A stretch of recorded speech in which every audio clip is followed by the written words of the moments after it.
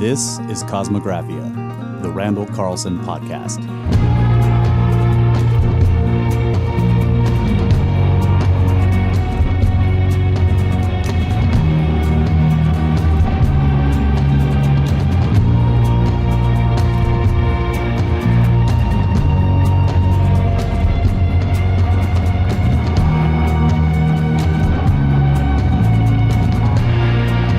Welcome back, ladies and gentlemen, to Cosmographia, the Randall Carlson podcast. And it's been a while since we've recorded one. We've all been going on trips. It's been expedition part of the year, so we got a lot to talk about. And I think we have a great show coming up for you. And Randall, we're gonna talk about the trips next week, right? That's what we're gonna be doing. Yeah, I think we're gonna do a little live presentation with interaction and so on. We're gonna talk about some of that and where we've been, what we've seen, what we've done, the adventures we had, the misadventures.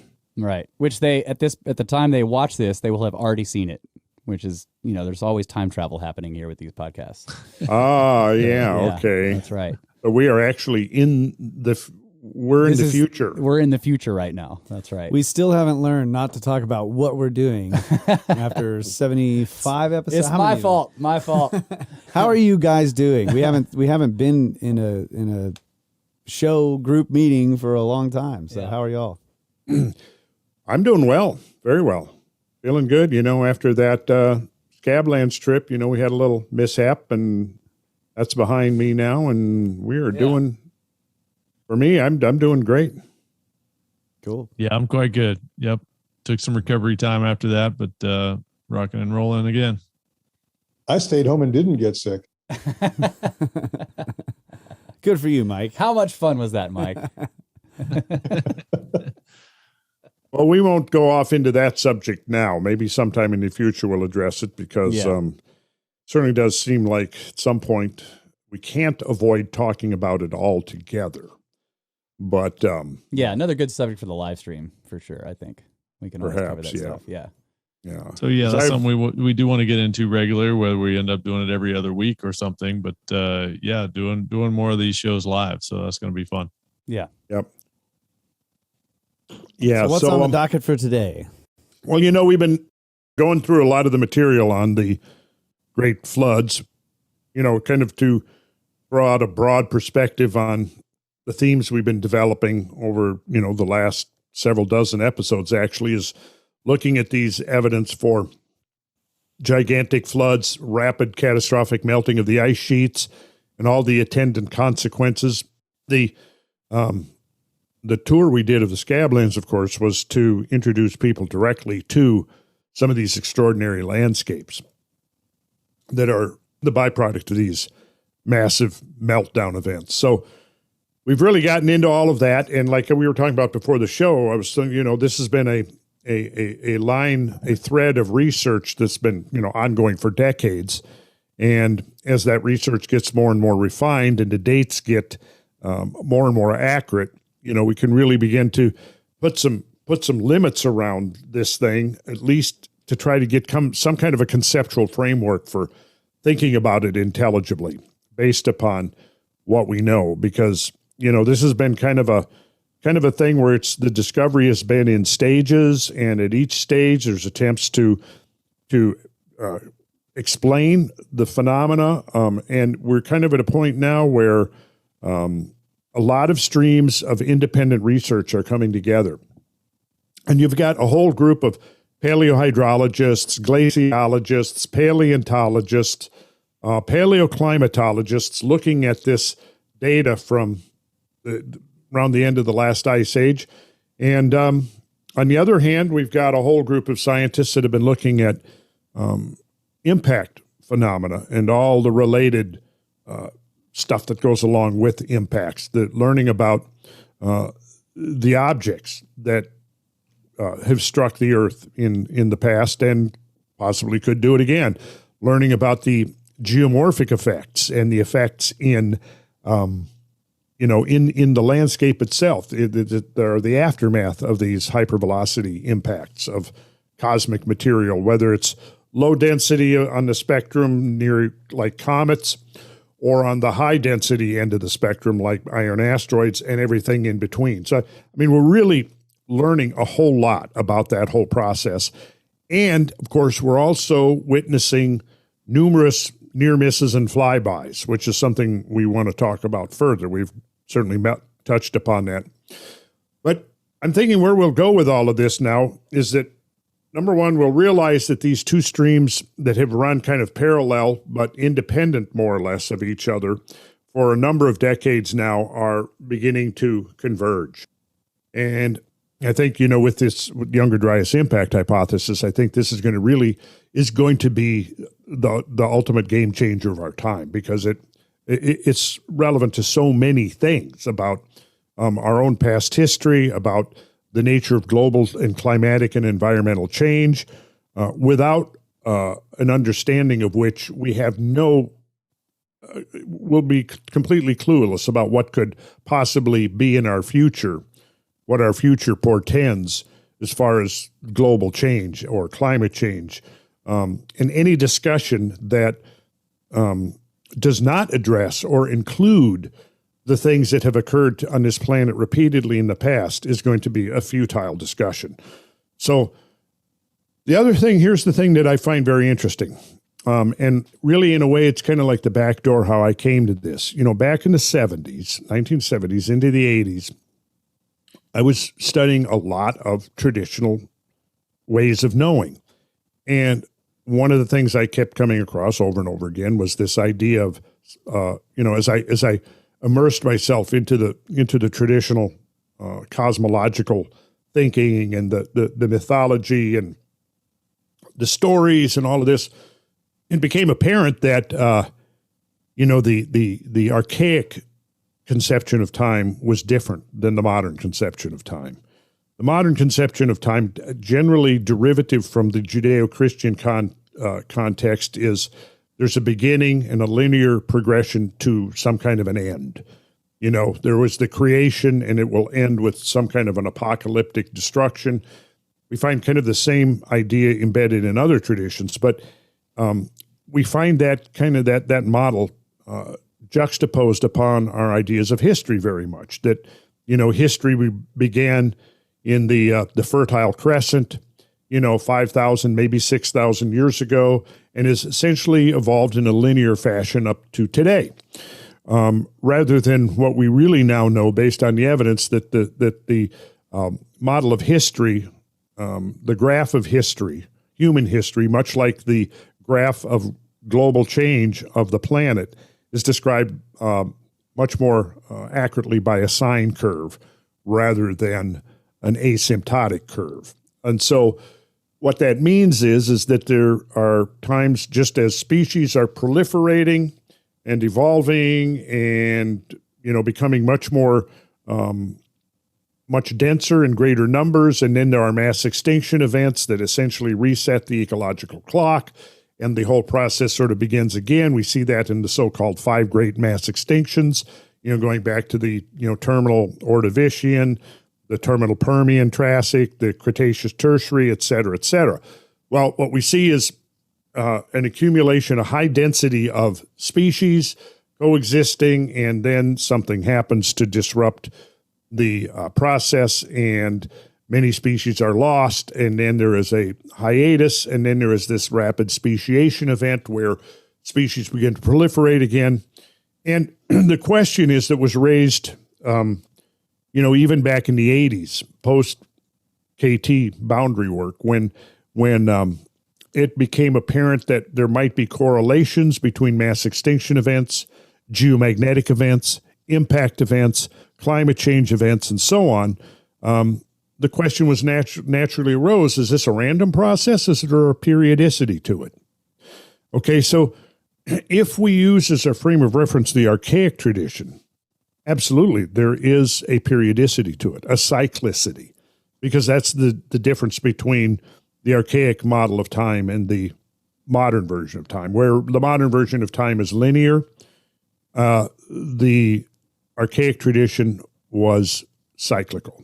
And we find that in all over the world. We certainly can find it in the Vedas with the idea of the yugas and the kalpas. We find it Actually, I think it is embedded in the Bible itself, but it's more obscure there. It's not deliberately represented as cyclical phenomena. In the Vedic tradition, you have the yugas that are subsumed by the Maha Yuga, which encompasses all the rest. So I thought it would be interesting to look at some of the traditions for cyclical change and the ideas that have come down from various cultures and how they might correspond or complement one another, and use the term that has kind of come to be associated with this cyclical change, which was the great year of the world, the succession of ages.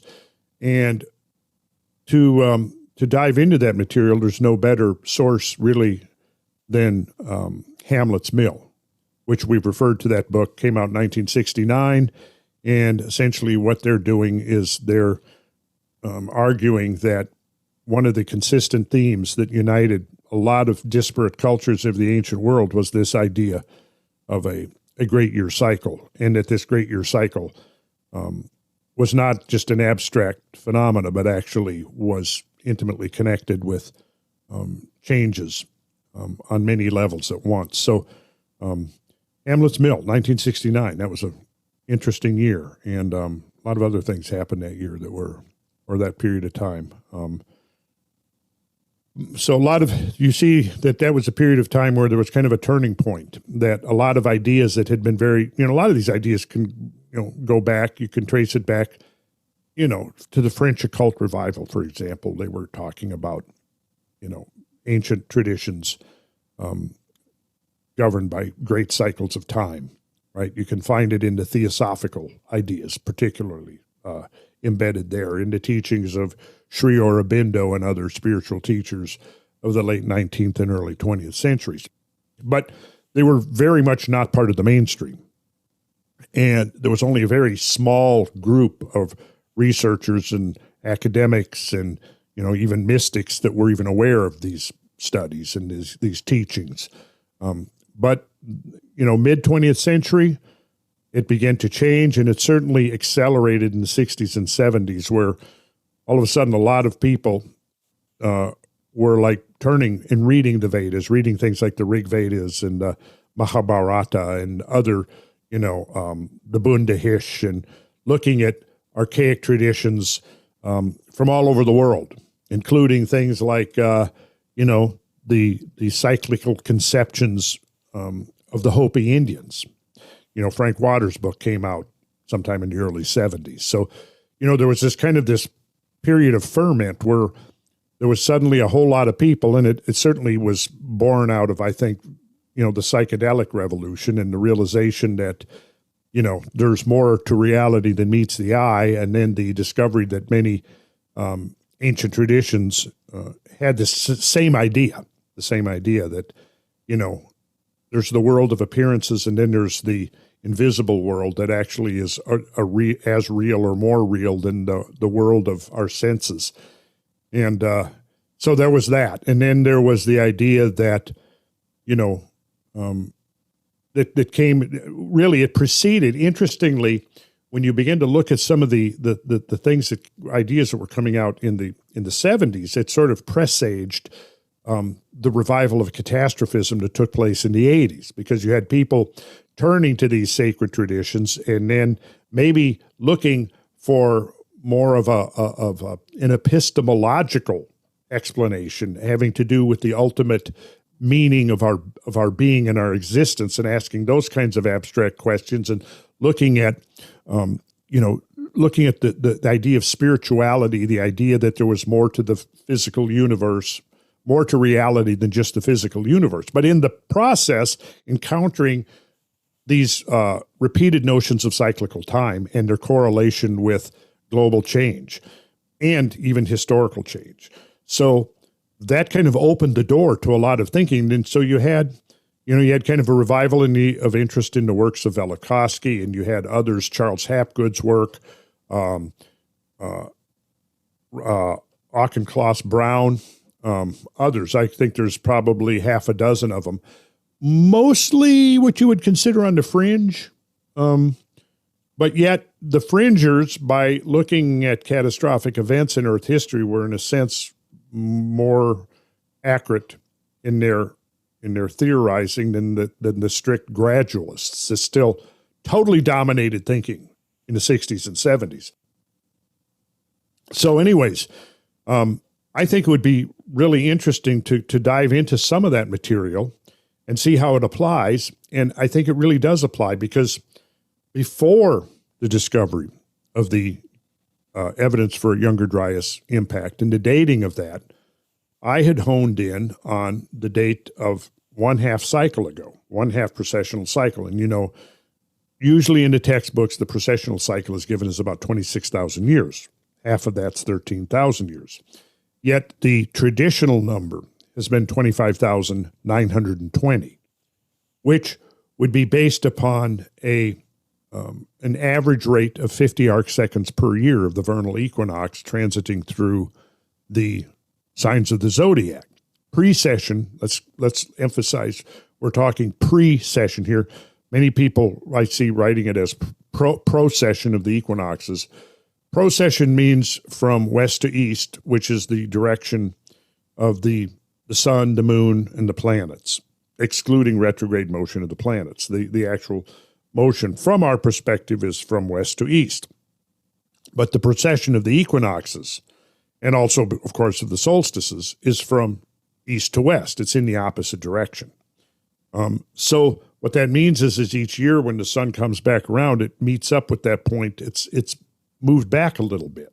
But the average is given as just slightly over 50 arc seconds per year, right? Well, if you round that number off to 50 arc seconds per year, 50 arc seconds, and then you divide 50 arc seconds into the 1,296,000 arc seconds, that would be a complete circuit or cycle.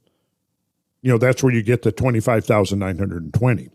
Now, here's the problem. Our modern science has only been measuring this rate for a very short period of time, so we don't know. Is the present rate of slightly more than 50 arc seconds per year? Is that going to be consistent throughout a full cycle, or is there variability? We don't know.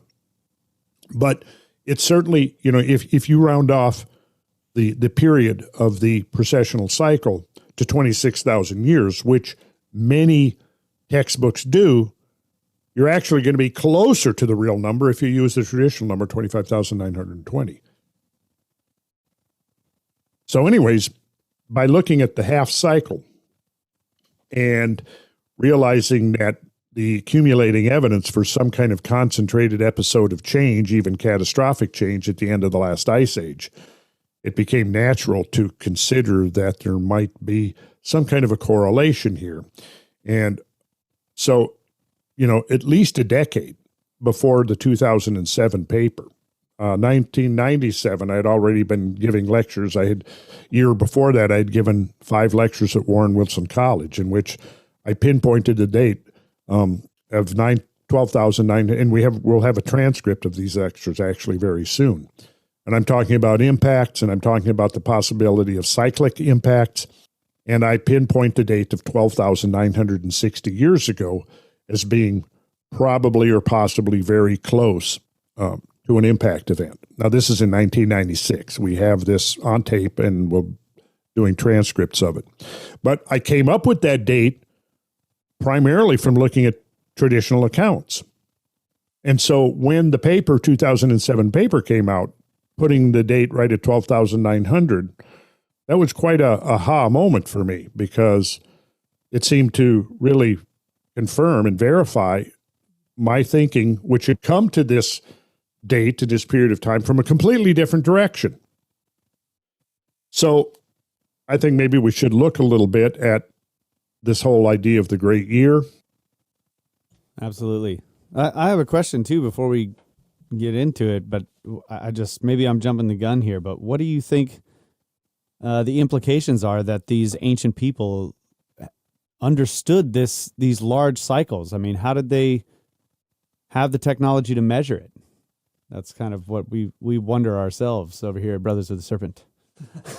Well, Kyle, the answer to that is I don't know, but I sure do wish I knew. Now, But in answer to that, though, I think that we could include this as an important piece of evidence that there's more going on in ancient history than modern academia and conventional models of prehistory have recognized. I think there are many facets of this whole discussion that seem to imply and point to something much more complex going on when we assume that the whole of humanity was nothing but hunter-gatherers. So I don't know the answer to that question, but, I think we have to be looking at that. And we may find that the answers are embedded right there in those same stories that have come down to us. And of course, we can only regret what has happened through history with all not only the unintentional loss of important streams of knowledge, but also the intentional destruction of reams and reams of books, manuscripts, scrolls, and so on by fanatics that want to enslave people to ignorance. Yeah. And regrettably, we're seeing that going on today, but that's another discussion. Yeah. But again, yes, and more so all the time. Yeah, it's a dangerous road to go down, no doubt. Yeah, but it might be more dangerous to try to ignore it. But anyway. No, I mean, burning books is a dangerous road to go down. Yeah. Maybe you should do a song about that, Kyle. I think so. It would be a death metal song. I think so. Yeah. There we go. That's why if you write them in stone, it's a lot harder to set them on fire. There you go. That's right. That's right. Well, I mean, look, Göbekli Tepe, what did I just, have you seen, there was a video posted a month or two ago, which I would encourage everyone to watch at some point if I can find it. It's called Why Randall Carlson is Wrong. And who posted this video? Well, I'm sure it was that. I don't remember the guy's name, but it was kind of an archaeologically oriented site. And I got, oh man, I got to, I need to read it because, I got to find out how I've been wrong. Because, I've confessed, I'm not right about everything. Contrary to popular opinion, I am not right about everything. I occasionally misspoke. I will make a misstatement now and then. Usually, I think I made a misstatement. I think it was about 1987. So yeah, I do make some gaffes from time to time. But so I was eager to watch this, and at some point when I get a little free time, I may do hey, Brad, we could actually do a Randall response. No, I mean, Russ, we could do a Randall response to this video. Okay. We could play some clips.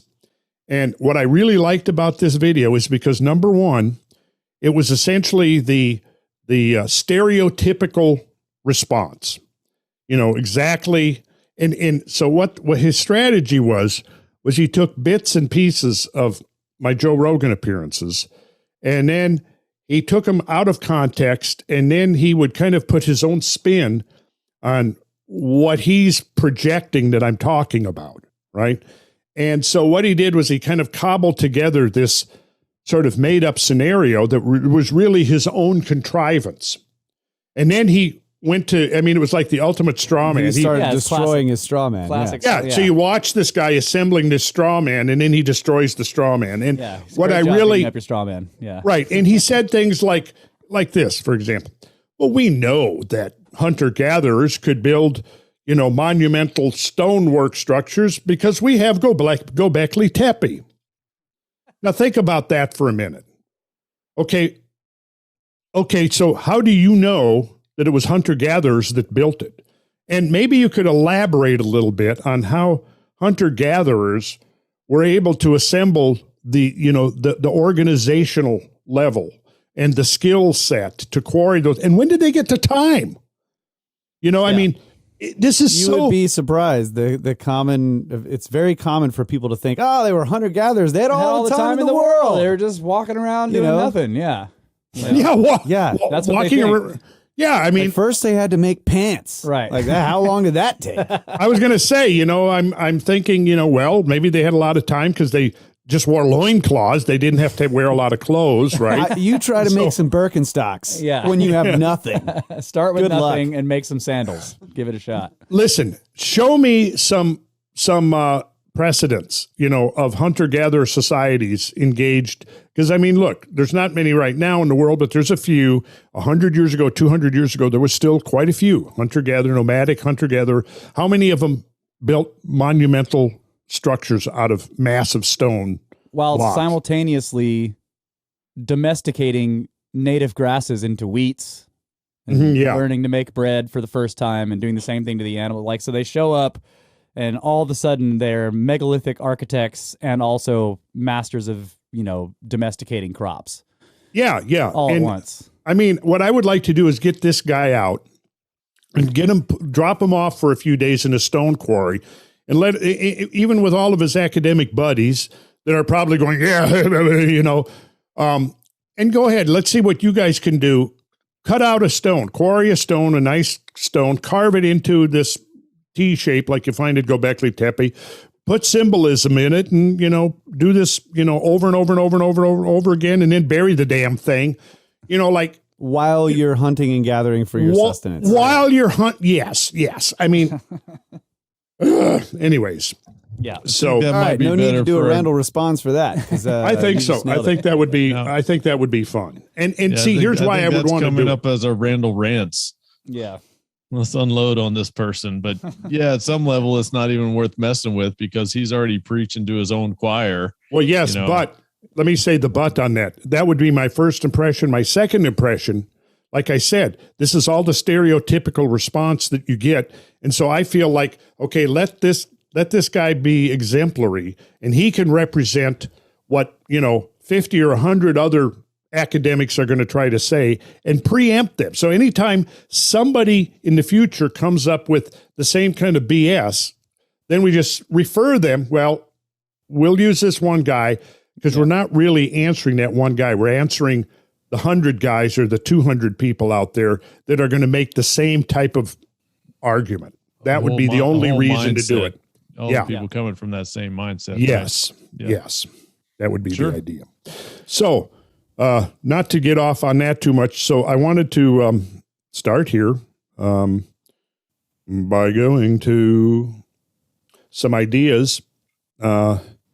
So this was a quote from Randolph,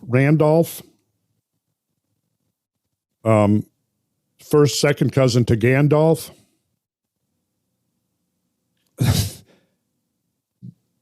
The key to understanding the doctrine of world ages is embedded in the geometry of time. Okay.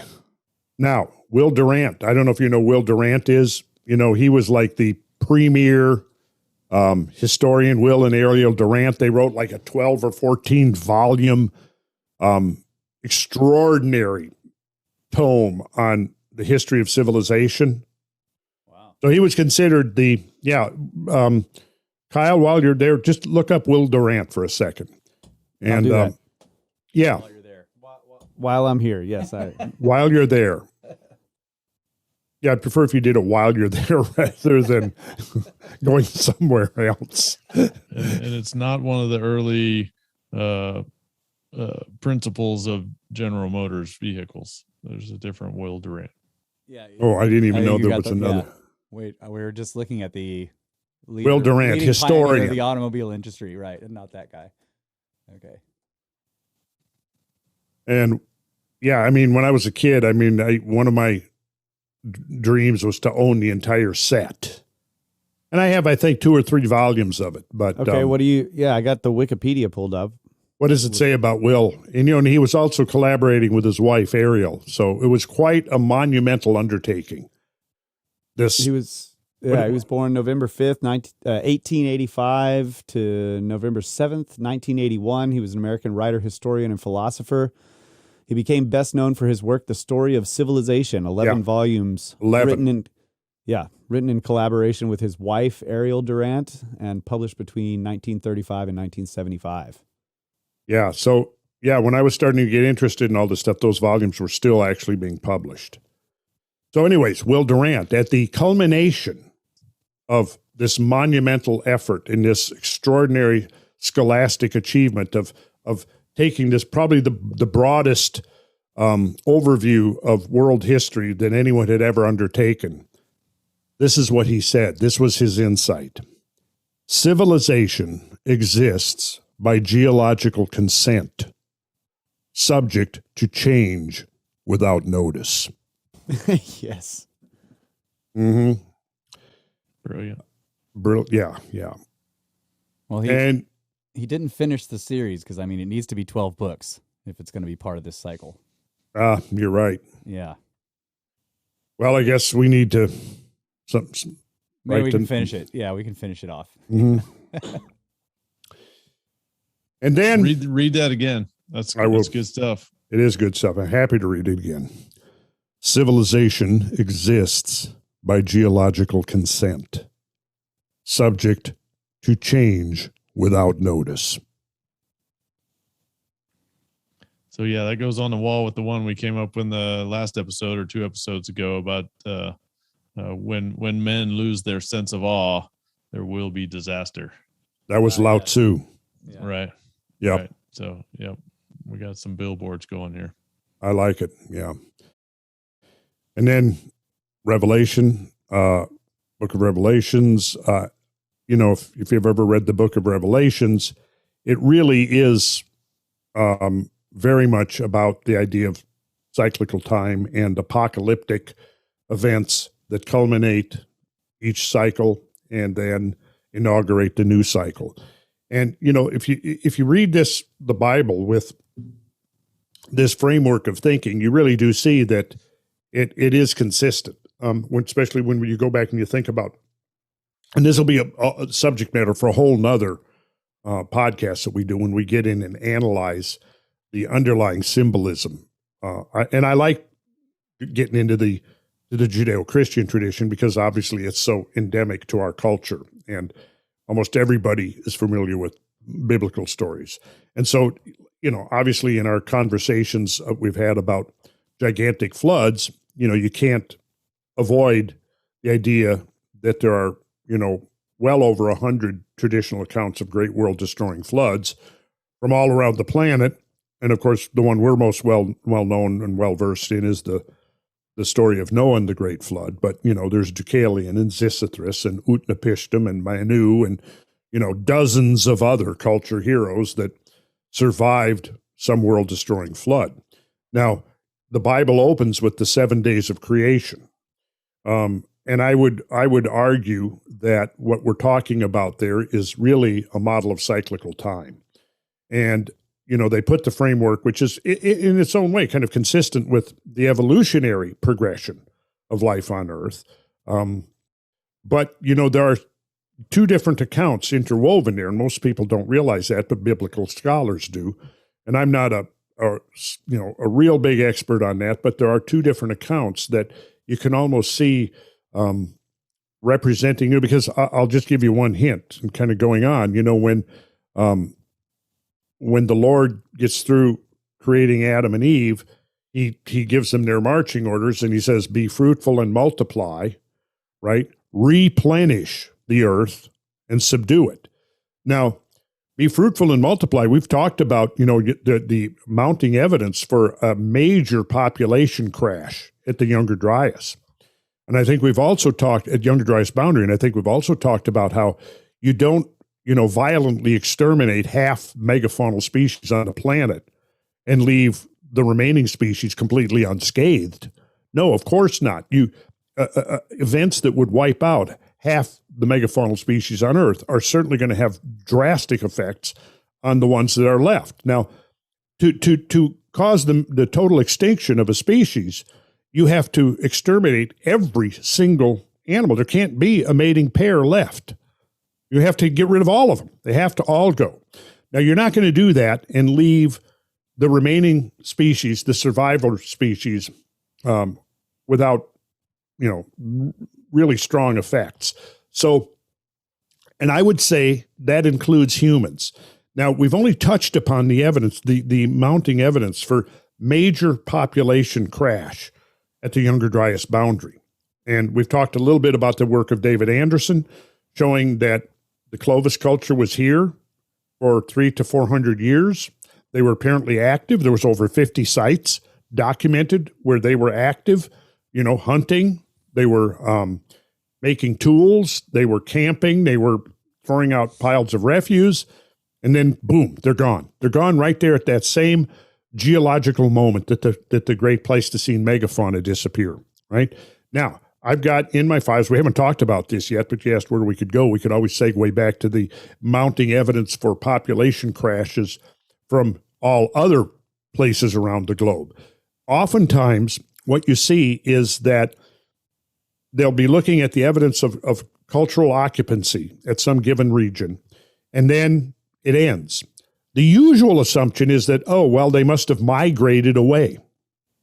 However, when you look at where they presumably might have migrated, you see the same thing happening. So the alternate explanation is no, they didn't migrate. They were basically exterminated along with megafauna. And so in the aftermath, here's what I'm getting at. In the aftermath of that, if the human population drops precipitously, just like other species of megamammal, and it's hovering around the threshold of viability, where, even a minor catastrophe could exterminate the surviving remaining species, causing total extinction, what is it going to be that's going to be really important for surviving species to do? To replicate, right? To reproduce, to be fruitful and multiply, right? So is it a fringe idea to say that perhaps, this reference early on in the biblical account to be fruitful and multiply has no connection with perhaps real history, where the human population maybe came close to an extinction level event? Be fruitful and multiply. And then I find the use, and when we get into this more, we can actually get into the original Hebrew and the variance of meaning of the original Hebrew words that were used for these verses. But I think the general idea comes through into King James. It says, replenish the earth. Now, if this is the virgin creation, the initial pristine creation, then what's this talk about replenishing the earth? You see what I'm getting at here? Even the account of Adam and Eve, the hints and implications are there that there was a world preceding them. Well, yeah, and Genesis starts by saying the world was empty, the Spirit of God was over the waters, hovering over the waters. Mm-hmm. That's how it starts out. Now, you can say that that's a metaphor. Sure. And you might ask what is being referenced there? The Spirit of God hovering over the waters. Right. Where are the waters if nothing has been created yet? What water? Yeah, right. Yeah. Well, yeah, it'd be very interesting to dive into some of that stuff. And I have a lot of material on that. I didn't come prepared to do that, other than to try to convey the idea that if you look at the whole biblical narrative, it begins with a creation, then it segues almost immediately into the destruction of that creation. It begins with a creation that has the implication that there was something that preceded it. And I think the hint of that, is the final part of that injunction, which is be fruitful and multiply, replenish the earth, and subdue it. What does that mean? Now, that's, of course, I think been misinterpreted, and a lot of critics have claimed that, well, there is the basis for the whole Judeo-Christian willingness to sort of, decimate the earth, destroy the earth, cut its forests, dig up its minerals and all of this, and to basically trample over the environment with no, no concern about the fragility or of nature. And I don't think that's what it really is. I think that it's talking about the fact that there is this, this phenomena of periodic destructions. And this has been going on for a long time. And nature begins to evolve all of these diverse species with diverse traits and characteristics and all of this. And then something comes along, and usually it's something out of the cosmic environment of which the Earth is a part. And the consequence of this is a precipitous loss of species and, in a sense, a great reset that then has to be followed by, again, a laborious upward evolutionary climb and proliferation of species, only to, Sisyphus-like attempting to roll the boulder up the hill to be, knocked down and have to start over again. And I think the same phenomena can be applied insightfully to the story of human civilization on this planet. And this idea that maybe we're in a position now where we can do something to alter these outcomes rather than being passive victims.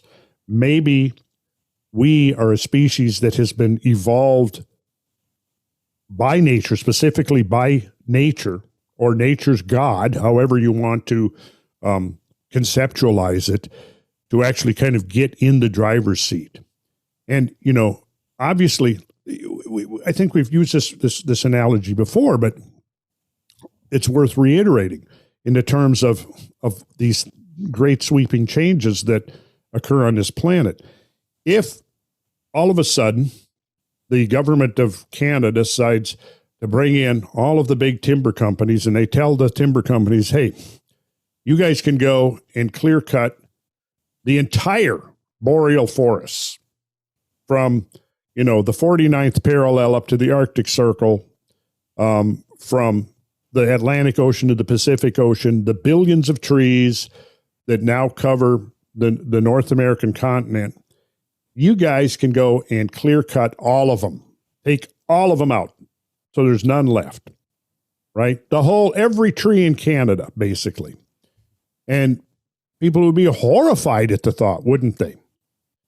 Well, yeah, of course the very idea is utterly implausible, that such a thing could even happen, right? And yet, the onset of the late Wisconsin, the final phase of the Great Ice Sheet, it's exactly what happened. That's right. I mean, it's exactly what happened. The ice came in and it plowed over all the forests, virtually all the forests of Canada, and wiped them out. Wiped them out for 15,000 years, and encased that land in ice up to 1.5 miles thick. So, that's what we're contending with. And see, this is one example of a recurring phenomena. Now, here's my question. Okay, so if with the talk now about could we possibly clone a woolly mammoth? Interesting discussion. Won't get into that, but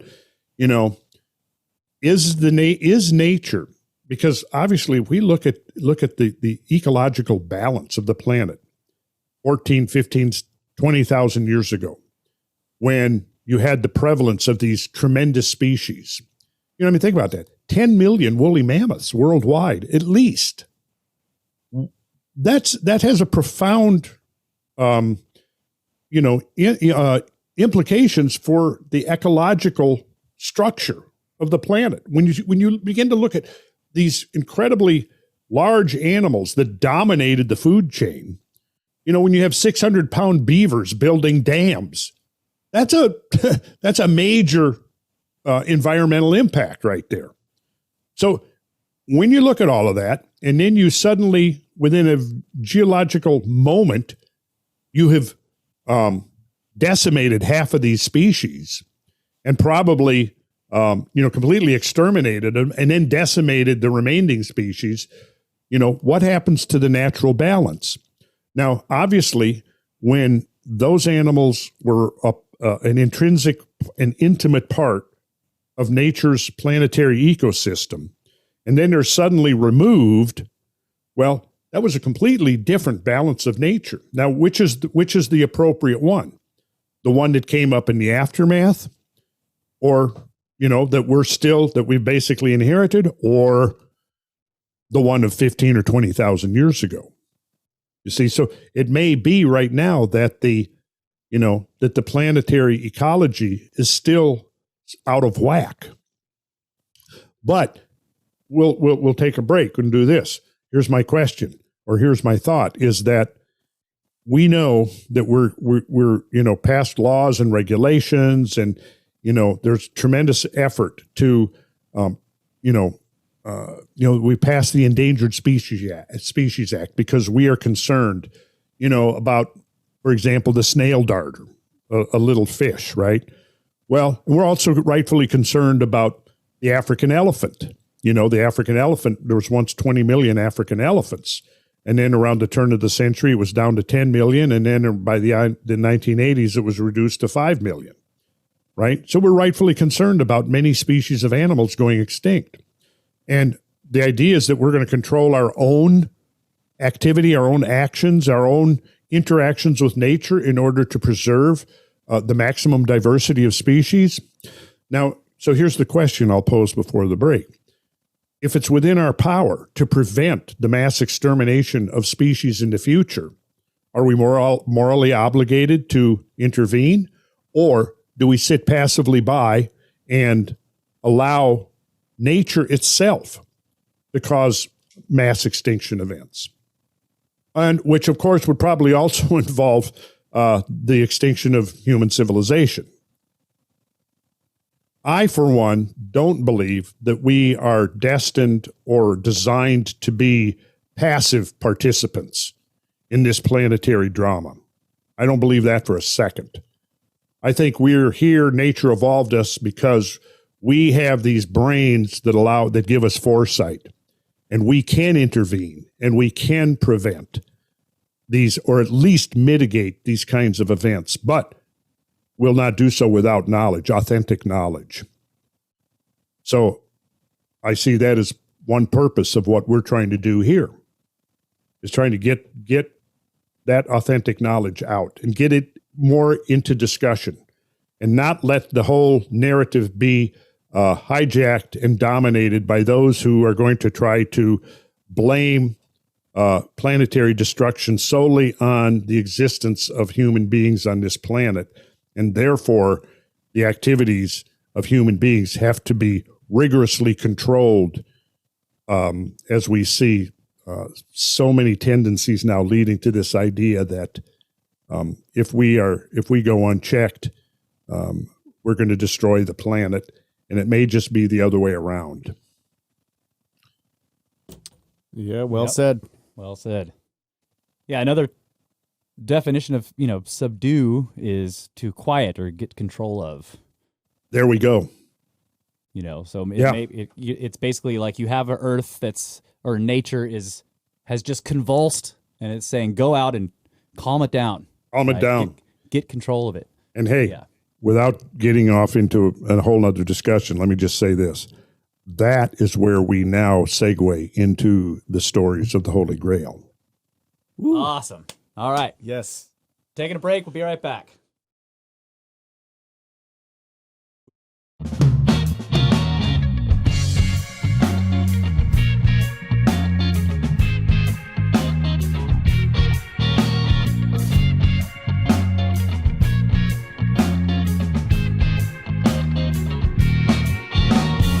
All right, welcome back, ladies and gentlemen. Cosmographia, and we are all back, finally, from all the trips, having a great time out there in the world, and glad to be back here on the Cosmographia podcast. And also want to mention cbdfromthegods.com. I think Randall's got some updates on that, but check out their website, and you can always put the RC Ships Free promo code in to get free shipping if you order anything from them, and that helps us out when you do. So thanks to everybody who's done that. Well, I was certainly glad on the Scablands trip that we did in September that I had a copious supply with me because the bed that I was in, at home, I sleep on a 4-inch futon. So I'm used to, something of fairly solid. But this was like sleeping on a water bed, the bed that was in my cabin. And I was just glad I had the CBD oil because otherwise I would have had a hell of a time sleeping. So it really, I was really glad I had it. So, because nothing's worse than trying to, guide a tour of 30 people when you're half asleep. Yes, I can imagine that would be pretty I bad. definitely prefer being well rested. And what I've been doing lately is, I get, hey, I've got some decades and miles piled up on me. So I've been doing kind of I think that I've found, and I'm still experimenting with this, but the turmeric or curcumin. Turmeric, Yeah, with the CBD oil really helps for inflammation and flaky. What am I trying to say? Inflamed joints, which I get sometimes, particularly my right knee, because a lot of carpentry work over years, kneeling on my right knee it's catching up with my knee. So I've noticed a lot of hiking out west that we were doing. I started feeling it in my right knee. And, I broke my right wrist about 4 years ago. And so every once in a while, I can feel that in my wrist joint. There's still some residual stuff. And then around that same time, I dropped a heavy jar filled with apple cider, fell off from about 7 feet up and landed on the top of my left bare foot.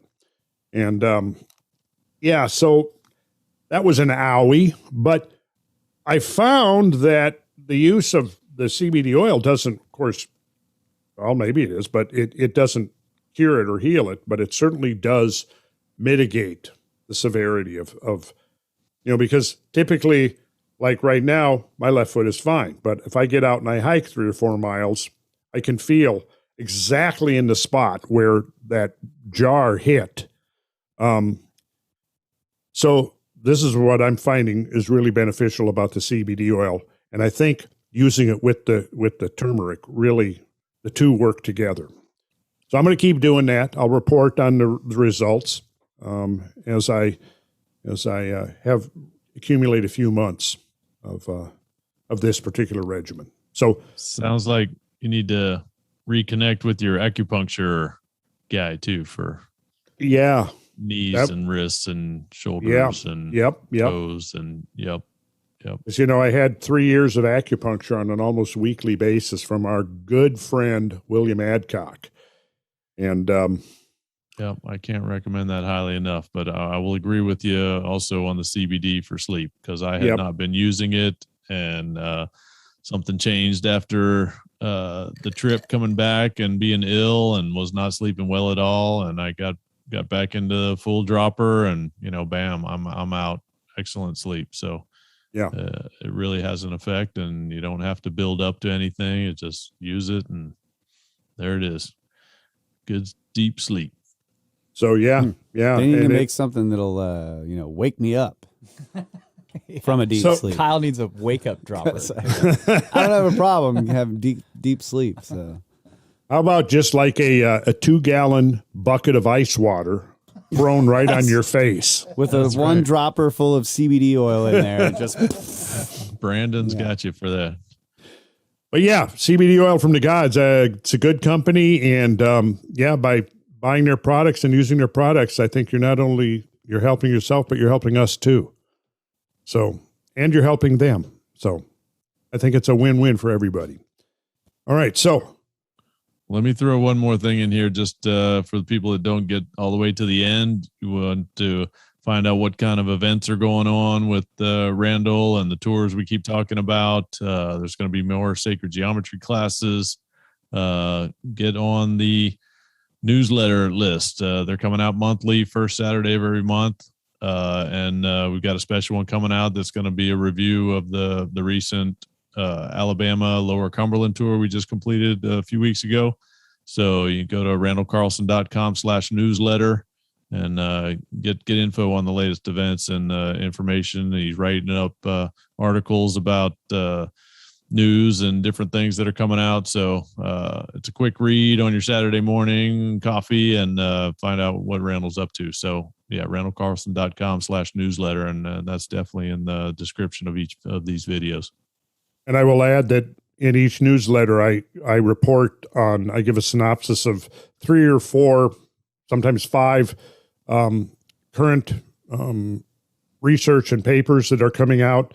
And a lot of what I'm getting in there is going to complement the new series that Brad and I are doing, Randall Reports. So we're doing kind of a short form, 20, maybe 30 minutes max, where we're talking about new research that's coming out, on a weekly, a monthly basis.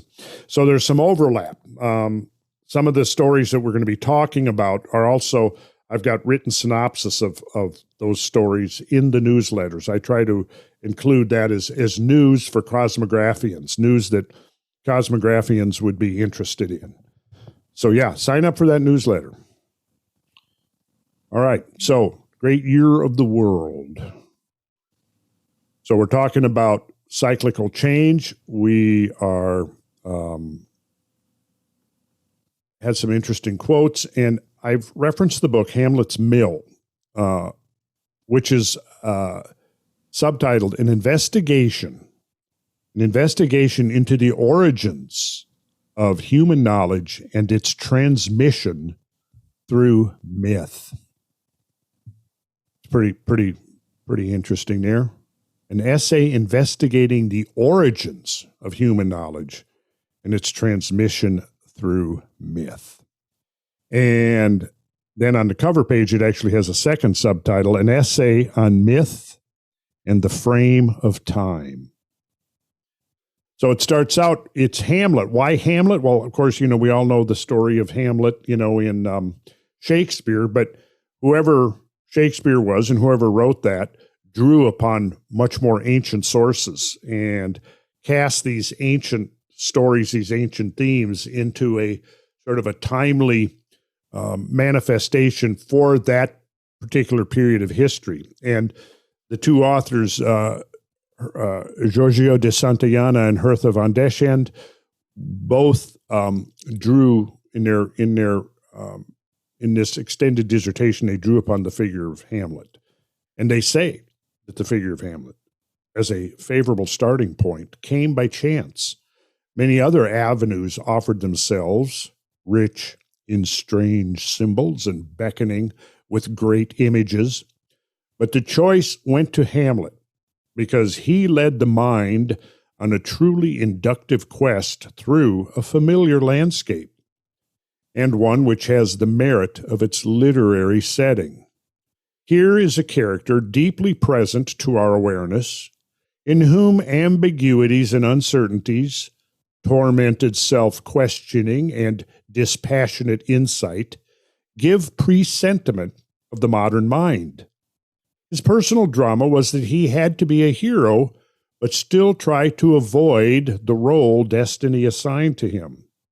And yet, this character, whom the poet made one of us, the first unhappy intellectual, concealed a past as a legendary being, his features predetermined, pre-shaped by long-standing myth. There was a numinous aura around him, and many clues led up to him. But it was a surprise to find behind the mask an ancient and all-embracing cosmic power, the original master of the dreamed-of first age of the world. And so Hamlet's Mill begins. And Hamlet's Mill refers to a much earlier figure of mythology, Amladi. And they go on to introduce us to Amladi. In all his guises, he remained strangely himself. The original Amladi, as his name was in Icelandic legend, shows the same characteristics of melancholy and high intellect. He, too, is a son dedicated to avenge his father, a speaker of cryptic but inescapable truths, an elusive carrier of fate who must yield once his mission is accomplished and sink once more into concealment in the depths of time to which he belongs. Lord of the Golden Age, the once and future king. Emladi was identified in the crude and vivid imagery of the Norse by the ownership of a fabled mill. In his own time, ground out peace and plenty. Later, in decaying times, it ground out salt.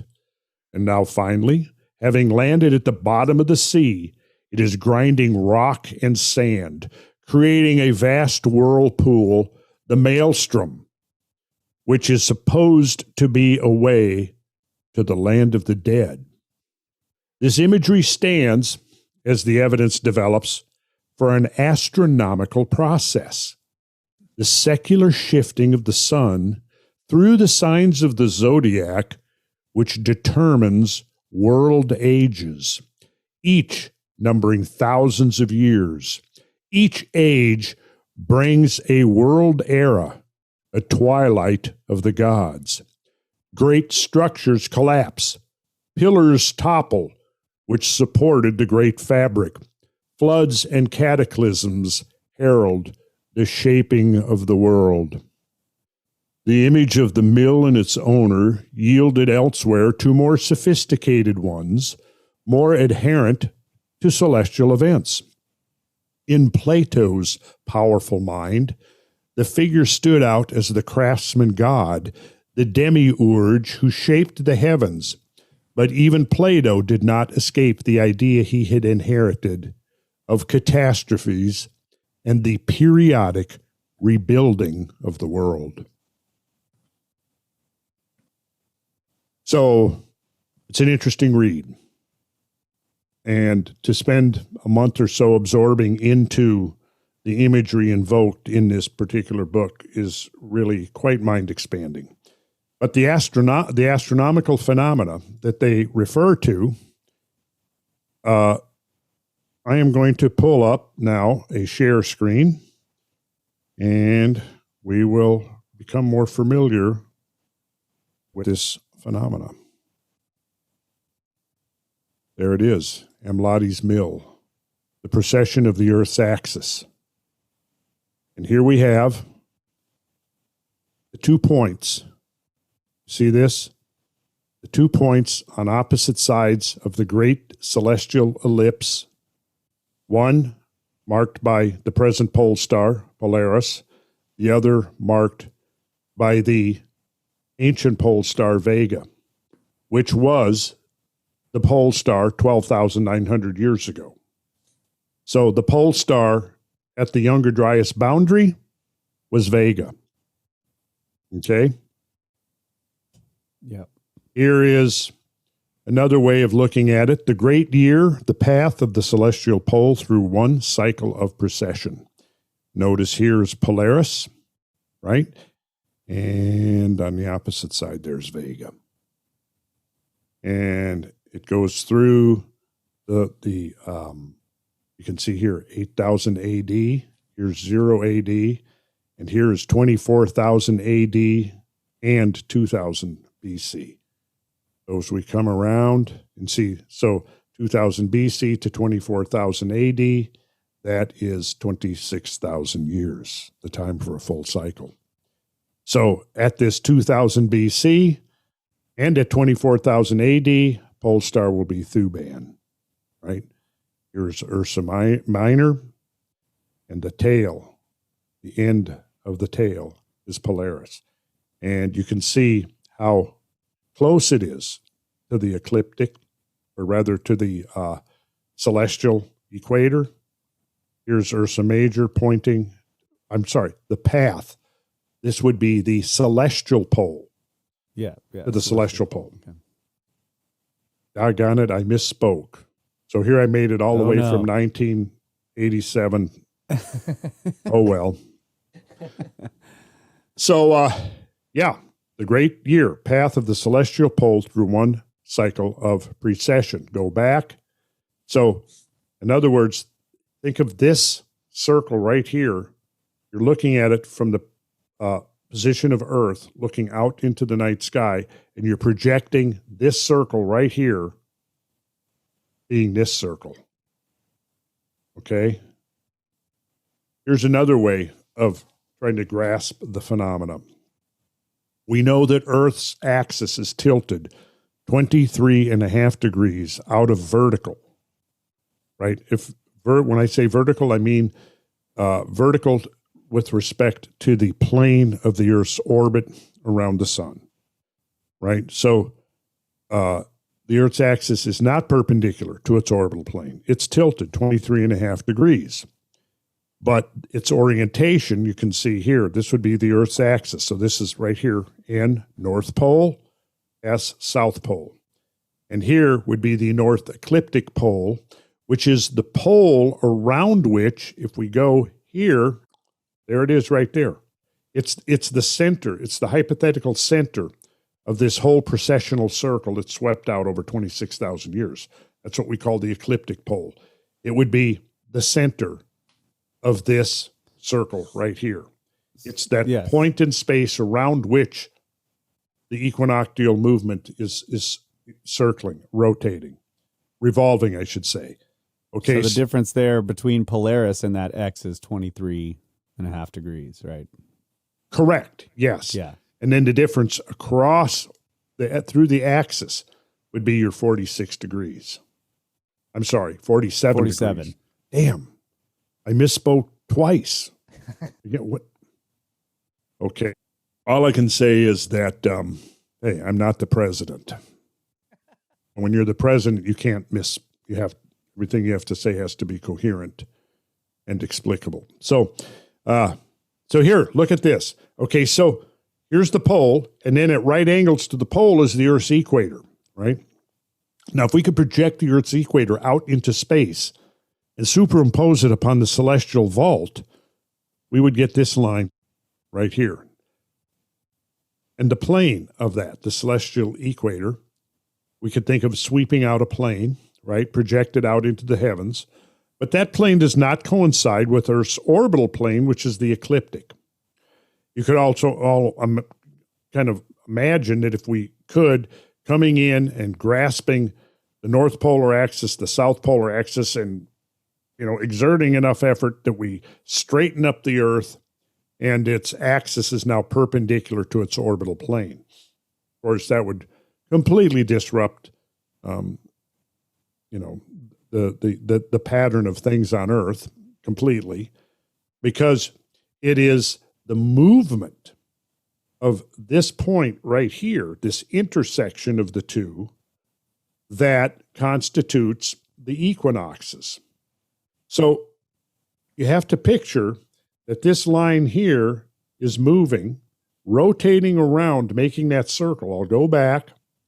That line is moving like this, 50 arc seconds per year, actually slightly more than 50 arc seconds at present, right? We go back to here, and it's circling around like this every 25,000, let's say 26,000, which is usually the textbook given, but we'll use the traditional number, 25,920, because for several reasons, that number has some very interesting properties to it and connects us with some other phenomena, as we'll be getting into and exploring. So 26,000 or 25,920 years going around, 12,960 would be a half cycle. So going to here, we can think of, it's not perfect, obviously, but if we go 180 degrees around, we can still, Vega's close enough to the North Pole that it could obviously still be used for navigational purposes, just as we now use Polaris, and was undoubtedly used for that purpose, I would venture to conjecture back then. But in any case, if we start like at this hash mark right here, and we go exactly halfway back, 12,960 years, we're right there. And then, of course, the whole thing again, 25,920.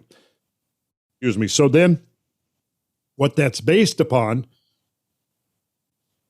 is the Earth's movement of the axis in this motion right here. The Earth's axis is not, its orientation in space is not fixed. So that movement is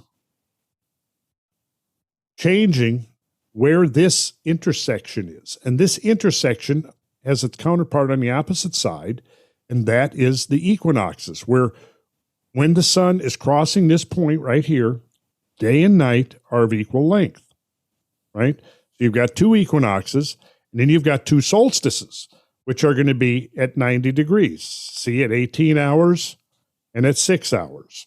And then you've got 24 hours and 12 hours marking out the 24-hour cycle of the day. Here's another version of it. Okay, so here is the zodiacal. What this is doing is here, the Earth's celestial equator and the axis is tilted. And here it's been straightened up. But now the zodiacal belt, which marks the plane of the ecliptic, is tilted. So this would be your 23.5 degrees, right? And here's your Earth. There's the pole pointing to the north. And you'll see 0 degrees Aries is that intersection. I have another version of this. I wish I don't have it here, but I have it in another program, and maybe next week I can have it, that shows the exact plane of the ecliptic. Now, the zodiacal belt came into prominence because these are the constellations that are superimposed upon the sun's path through the sky throughout the course of the year. So you've got basically encompassing 16 degrees, 8 degrees above the plane of the ecliptic and 8 degrees below. And the constellations that reside within that 16-degree belt or band are the constellations of the zodiac, okay? So all the planets, the sun and the moon all move within that 16-degree band. And sometimes they're a little above the plane of the ecliptic, other times below. Like the moon, for example, is tilted by 5 degrees.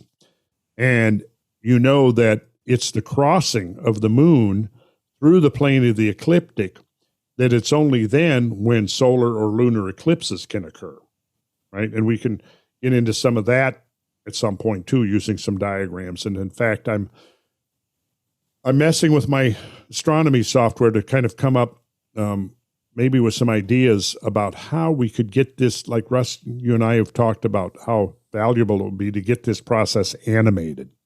Yeah. I know how I want to do it. I just need to sit down and do it. Yeah. So. Yeah. Maybe a good graphic artist who has animation skills might volunteer to help us. To come up with that too. Yeah. But anyways, here's that intersection point on both sides, right? And now picture, if you can, the Earth moving, right? This circular movement of its axis. Well, as the Earth's equator, as the poles move, the equator moves with it. And so, of course, the celestial equator, which is nothing more than the projection of Earth's equator out into space, is also moving. You see? So that's what's happening here. This intersection point is moving through the signs of the zodiac.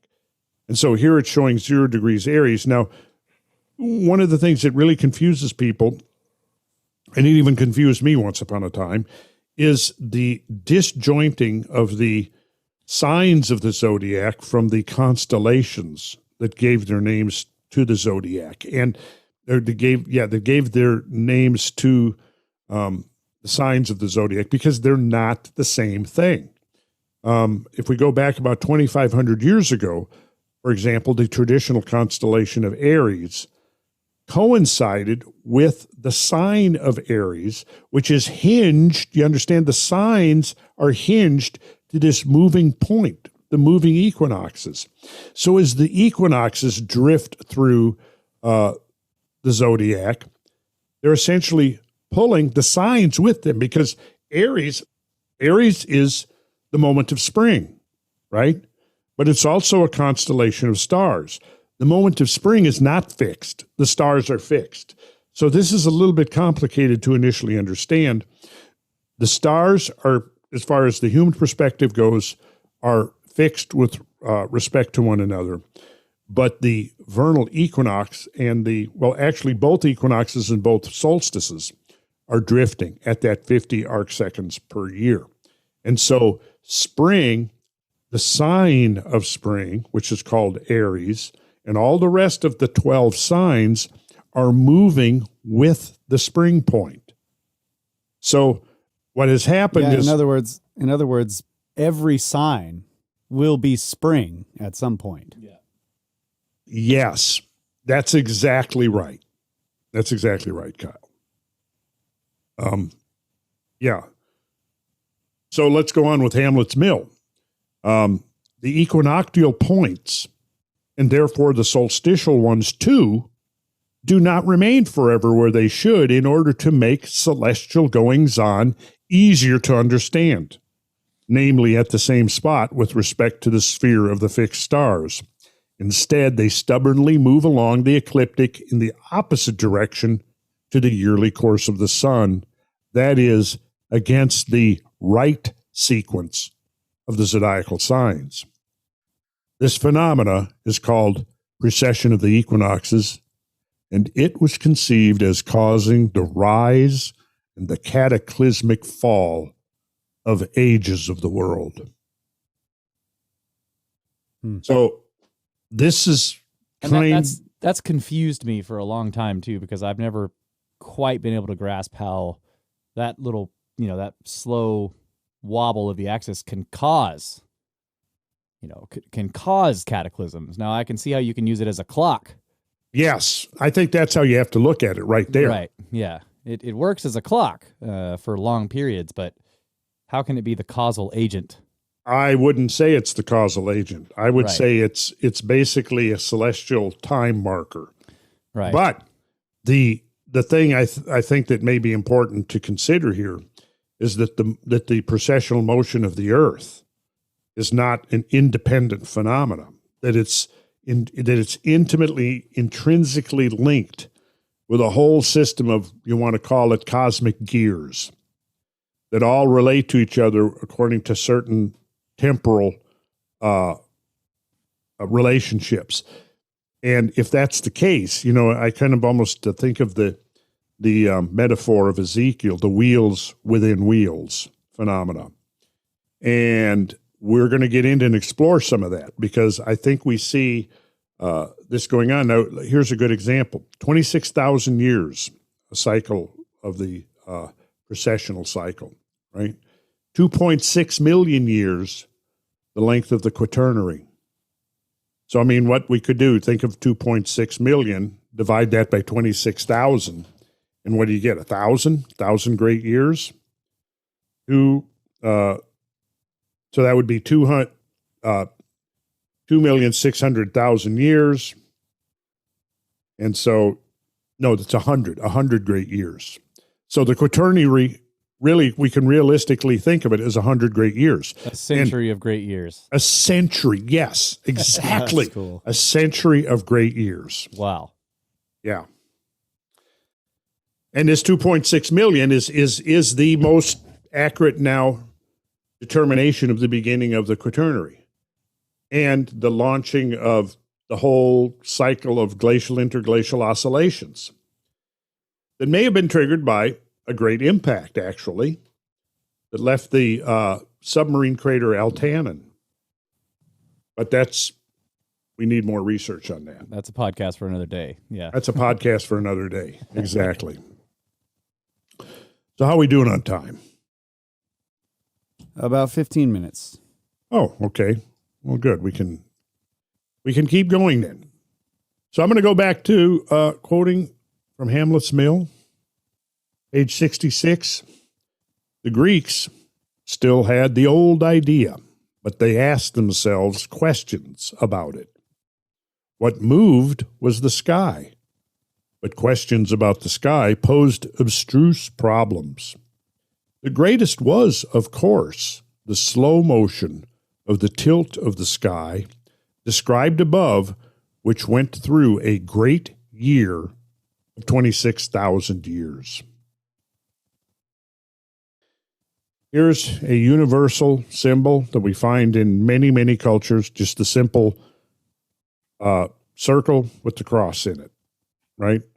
We certainly know that it's in astrology. This is the symbol for the earth itself, But, we find Native Americans drawing this circle with the 4 points at right angles to one another with the cross. Yeah. But so here we see that simple quartered circle links time and space. Here we can associate north and south, east and west. We can associate, so that's directional. So we're talking about a phenomena in space, right? But then we can talk about midnight, sunrise, noon, and sunset in the idealized day. Well, now we're talking about time. And this is the simple, most obvious of the temporal cycles, the closest to the human experience, is the rotation of the earth on its axis in 24 hours, which causes the sun to rise and set and gives us the day-night cycle. But then the earth's revolution about the sun gives us the next most obvious temporal cycle, which is solstice, summer solstice, spring equinox, winter solstice, and autumn equinox. Now, when you think about it, nature has given us this quadrature of the circle. Nature has given us the 2 equinoxes and the solstices at right angles. It has described for us these great cosmic circles. And it has given us, the obvious way of dividing the earth, the day, the solar cycle, the diurnal cycle into 4 parts, right? So there's an idealized day when the equinox, which is marked by equal day and equal night, right? Hence equinox, equal night, meaning the night is equal to the day. The thing is, though, it's not a day. It's much, much shorter than a day. If we go back to that diagram, when the vernal equinox is moving through, at what point do you proclaim that, okay, now is the equinox? Because the closer you look at it, the more microscopic that moment actually becomes. Right. It is a moment. It's literally It's a single instant. Yeah. Yeah. Yes. It's a single instant. Now, for practical purposes, I like to think, well, let's just give it some frame of time so we can actually begin to think about it. And I'll say, well, what's a natural length of time to give it? How about 1 second? Right? Let's talk about 1 second of time and then gauge everything from that, because if we're talking about a mere moment, there's nothing there. There's nothing there to grab onto to say, okay, where's our fiducial point?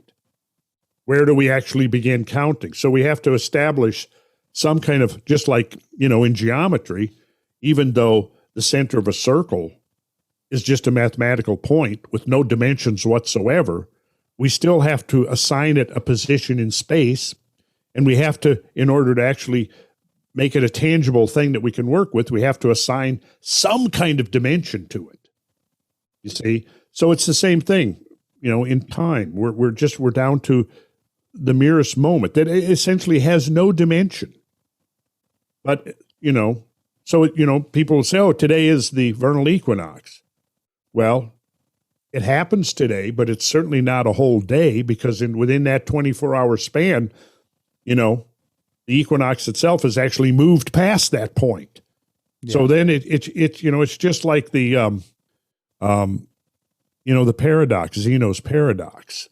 The closer you look at it, it just shrinks infinitesimally into nothing. However, let's give it that assign it, some minimal duration that now we can think of it as the hinge point of the day. And at that moment, and it's going to be, somewhere on the earth, I suppose the ideal spot would be at what point on the earth is that position at that moment exactly on the horizon, right? I've worked it out. I don't remember what I came up with, but I spent many hours laboriously working that out about a decade or so ago, because I wanted to know. Maybe I can dig up my notes on that. But here's the thing, the interesting thing. There are 86,400 seconds in a day, right? So at the moment of spring equinox, there are 43,200 seconds of light and 43,200 seconds of night.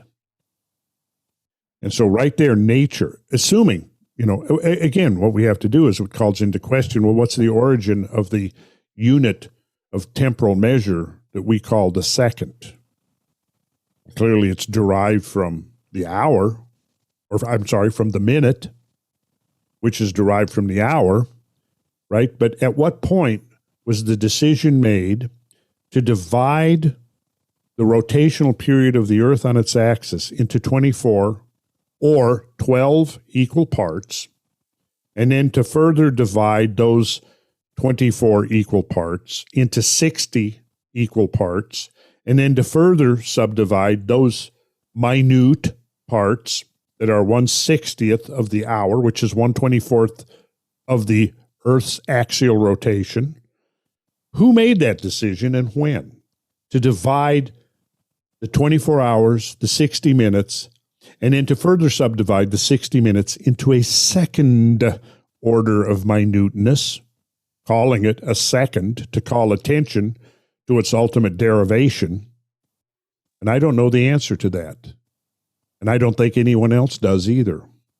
But somewhere, at some time in the past, someone decided that this was the most rational way to divide these natural cycles into a way that they could be implemented, understood, utilized by human beings. Somebody did that. And when they did that, they coordinated those numbers with a whole hierarchy of numbers that are derived from the same patterns, the same geometric patterns that go right back to Plato's 5 regular polyhedra.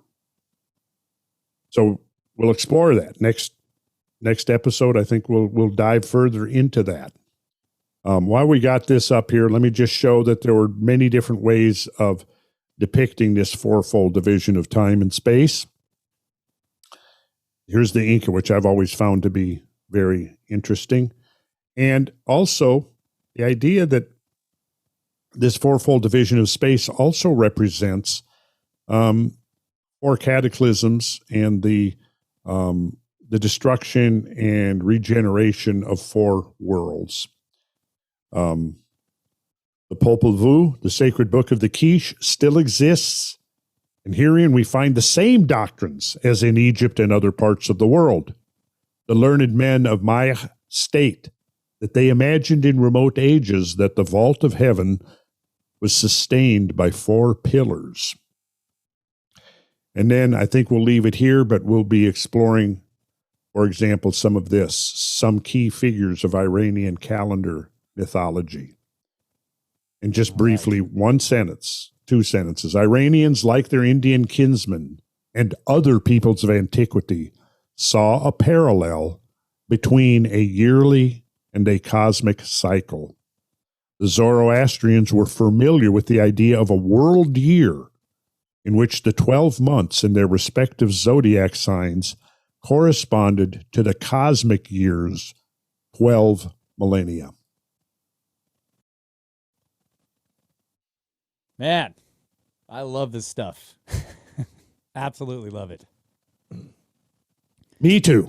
All right. Me too. I just can't get enough of it. Yeah. And then the fact that when we look at this framework of time and we realize how perfectly these new discoveries conformed to the ancient archaic depiction, it's mind-boggling. Absolutely. Yeah. Heck yeah. All right, guys. Well, thank you so much, Randall. Great presentation. Looking forward to the Enjoyed next it. show. Yeah. I enjoy hanging out with you guys. And Yeah, Russ, you and I likewise. are going to need to do another Randall Responds soon. Randall 'Cause responds. Yeah. we will. Absolutely. Well, Kronos is wearing his hat. Right. Any Back. any brief announcements we need to make? I guess we've covered all that. Other than we'll be back. RandallCarlson.com. Yeah. And donate to the Patreon. Yep. And thanks to all of you. Sign up out for the there. newsletter. Sign up for the new newsletter. wave Yep. of improvements coming to randallcarlson.com. We had the first phase put up about 6 months ago, launched around the spring equinox, right? So we got another phase of improvements and additions coming. So be looking for that, and that's also something that will the news will come through the newsletter. So yep, check the links in the description for all the videos. Okay. Get the links. Yep. Good job, All guys. right. Excellent, Yep. Randall. Yep. Fantastic. More.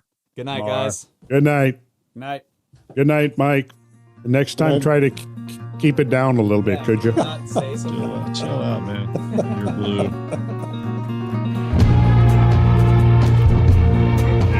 Fuck yes.